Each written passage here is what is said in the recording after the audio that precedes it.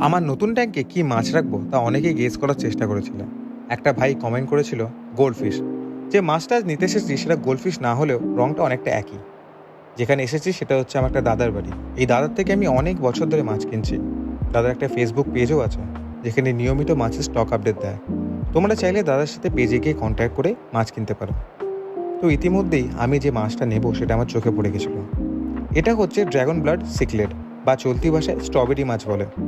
Just কালারটা দেখো এই সাইজে। এমন সাইজে এরকম কালার হওয়া খুবই রেয়ার। আমি 3টে মেল আর 9টা ফিমেল নিয়েছিলাম। বাড়িতে এনেই কোয়ারেন্টাইন ট্যাঙ্কে ছেড়ে দিয়েছিলাম। দেখতে পাচ্ছ মাছটা অনেকটাই স্টেবল হয়ে গেছে। ফাইনালি সেই ঐতিহাসিক মুহূর্ত, সব মাছগুলোকে তাদের নতুন ঘরে ছেড়ে দিলাম। তো বলো কেমন লাগছে? আমার বাকি অ্যাকোয়ারিয়ামগুলো কে কে দেখতে চাও কমেন্ট করে জানাও।